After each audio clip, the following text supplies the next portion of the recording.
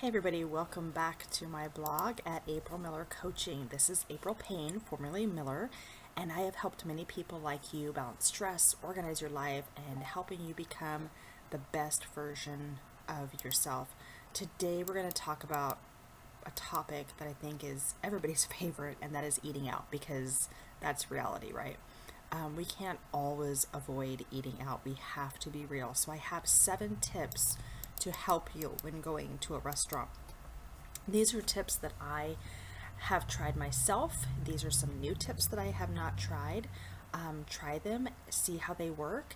And if you have additional tips, I would love for you to leave them in the comments. So tip number 1 I have is having a plan. I cannot stress this enough. And it's actually saved me many times. I've tried to go to a restaurant without a plan, and it was a complete disaster. Even if you think you have a plan in your head, because that's what I would do, still talk about it to somebody, write it down, whatever you have to do to put it in the forefront of your mind. So what does having a plan mean? So it means several things. First, you need to decide where you're going. I always, okay, when we talk about going to a restaurant, well, where are we going? Next, I look at the menu. I will get online, my phone, my laptop, whatever. I will go online and look at the menu to see what kind of choices I have. And a good rule of thumb is to find a dish that has a protein that's not fried, but grilled.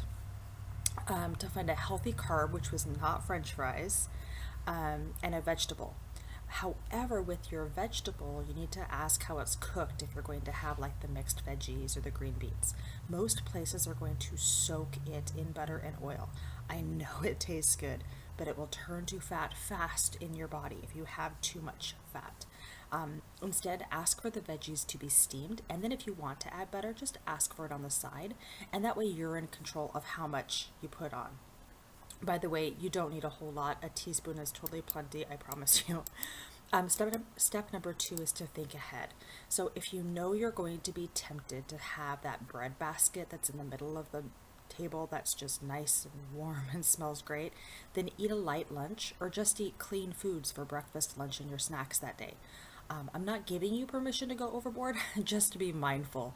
Do your 80 to 100% healthy earlier in the day.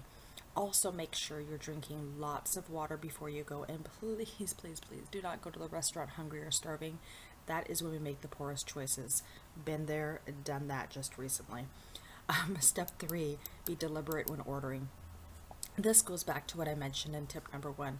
Look at the menu, decide on healthy options, ask how it's cooked. Restaurants are going to cater to you. They will be okay with it, I promise. Number 4 is substitute. I encourage people to do this all the time. If a dish has 2 carb choices, so they say French fries, potato, you have all these choices, and they have corn as a vegetable. By the way, it's not. It's a carb because it's too high in carbohydrates. Ask to substitute. Restaurants are usually glad to do this for you. If you get the Caesar salad, ask for a vinaigrette dressing instead of the Caesar and get it on the side, so again, you can control it.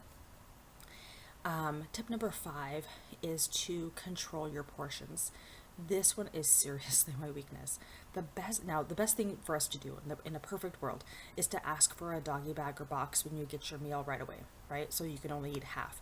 But I just can't do that. So what I do with protein, you need about 4 to 6 ounces at a meal. So if it's approximately the size of your palm, so about this big, or just a tad bigger, you should be fine.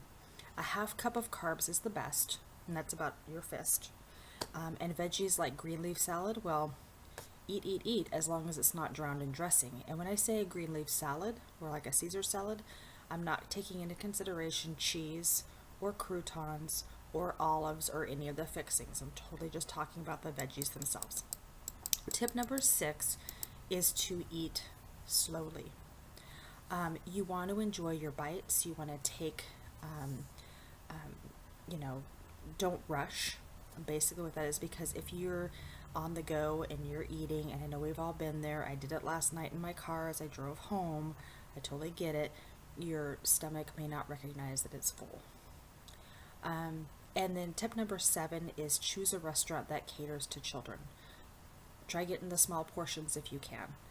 Children's portions are smaller than our adult portions, and while we want,